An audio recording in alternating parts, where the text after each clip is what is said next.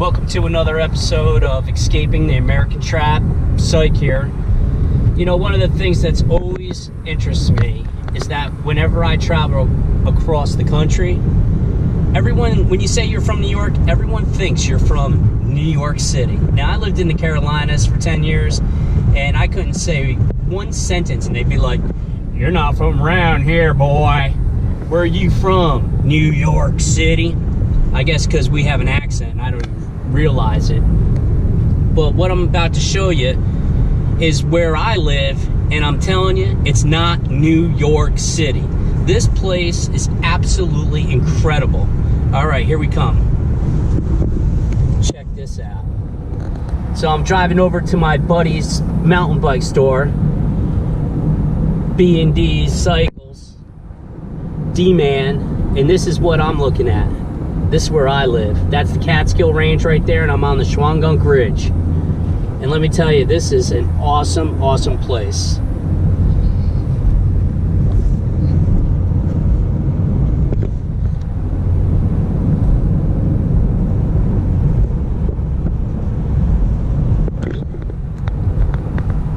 So when someone tells you they're from New York, just don't think New York City. Think beautiful mountain cascades that rival Colorado. This isn't even the Adirondacks. That'll be on the next episode. All right, here we are, Ellenville, New York. Our goal is to make this the mecca of mountain biking for the Hudson Valley region, the metropolitan area. We're 60, 70 miles outside of New York City. And this place right here is a hidden gem. I mean, the mountain biking here is just off the hook. I've been mountain biking here since 1988. And we're gonna meet with the town supervisor today, and we're coming up with a plan on how to develop and attract and make this a world-leading mountain biking tourist mecca. As you can see here, there's the mountains in the background. Awesome, awesome ridge. We're actually in a valley surrounded by mountains, and right now we're going to B&D Bikes, and we're gonna meet the owner, Brandon. Awesome dude, as you can see. And we're getting involved with making this place a destination for all mountain bikers. Ellenville, New York, on Canal Street, and we're going over our upcoming season, the bikes that we're going to be carrying, our plans for the trail systems in the area. So let me introduce you to Brandon. Hey guys, how are you? I'm the owner of BD's Bikes, and we just started up in September. We're carrying Marin Bike Line. We have a couple other ones we're working on right now. Rocky Mountain out of Canada, and we have GT bikes as well, but they're going to be in the future here in the springtime for BMX and freestyle bikes. But we just acquired a Spanish bike company called Orbea, which has a real cutting edge line. And hopefully we can finalize the hookup with them and be a dealer for them. So part of our plans for the upcoming season is that we want to create a destination for mountain bikers that's very unique. And one of the things that we have that is unique is that we're 70 miles outside of New York City, in the metropolitan area. We have a very unique terrain here. The trail systems that are already built are they're already world class, and I think that once people find out what we have to offer here, they're gonna come here, have a great time, and want to come back for more, that's for sure. So let's go over the trails that we have here and the different parks that we have, and everything is within a 45-minute drive of Ellenville, New York. So this is kind of like a central hub. What do you think is the best trail system in the area? Or let's start off with this. How many do we have? Let's just count them off, and then we'll go break through each one. Lippman, 5 minutes away. Walnut Mountain in Liberty, 20 minutes away. Port Jervis, 25 miles away. Stewart, half-hour away.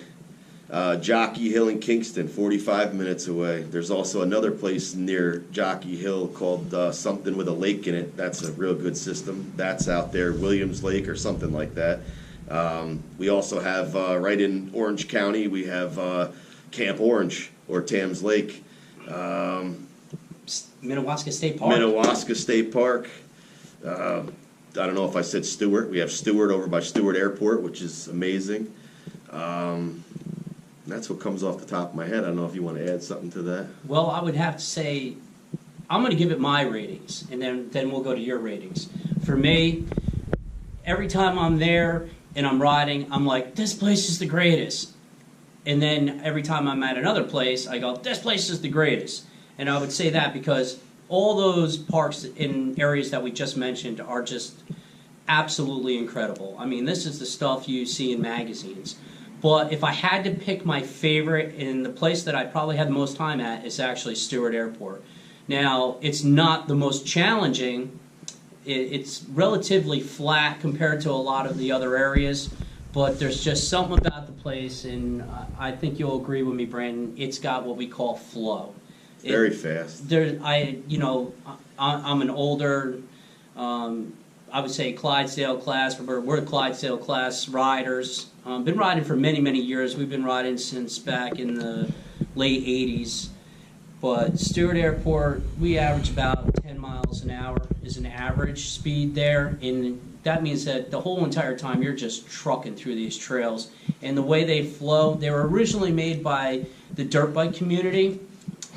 Then the state came in, shut it down to motorized vehicles, and left it open to the mountain bike community, which is absolutely terrific. And there's a bike club over there that maintains and works on the trails. And because of the amount of people that ride that particular system, it's very well worked in. So as far as flowing fast, even has challenging technical sections, it's definitely a 5-star in my book. What would you say for you? What's your 5-star? I like them all. I like them all. I don't know. I just like Littman because it's close. It's all handmade. It's only been designed for bicycles. It was never anything else other than a bicycle area. You can hike on it as well, but it's basically handmade single track, which is pretty unique. It's relatively new. I think it's only about 8 to 10 years old. They're adding more onto it. We have the Lundy's state property, which used to be associated with the Lundy's Mansion, who was a wealthy gentleman who had a restaurant in New York City called, I believe it was called the Lundy's Restaurant. I'm not sure on that, but he had thousands of acres of land, and the house burned down. They sold the mansion. Someone else purchased it, and the land was then sold to New York State because the tax bill was so incredibly high on all that land. So now New York State owns it. Now they're going to develop 16 more miles of trails this year off of Littman Park in that property. Hopefully, we're going to be able to get New York State to agree and allow us to build even more trails in there. Hopefully, to make maybe 100+ miles of trails in that property. The terrain is fabulous. It's a lot of old growth trees with a lot of room to make trails without cutting anything. As far as living trees, go around everything. And another interesting part about Lundy's, there is some of it that already has access that we can ride on. And one of the climbs in Lundy's, I have a good buddy of ours. We actually call him Mike Bike, and very avid rider, very powerful rider. And I was talking with him last night on the phone. He said that in all of his experience in all the areas he's ever rode, he's never had a more challenging climb than going up to the top of the Lundy's. What is that called up there again? What's that climb called? It's the trail is called Terwilliger Trail. The Terwilliger, that's right. The Terwilliger climb. I named the climbs, but we won't tell you those names. They're a little nasty, so. But we'll get to that eventually. There's three climbs there. The climbs in Lundy's Estate now. The climb at actually Littman, we named that one Hell Hill because I would say that I've made it maybe 2 or 3 times from bottom to top, and it's definitely It's hell. Steep, rocky, loose.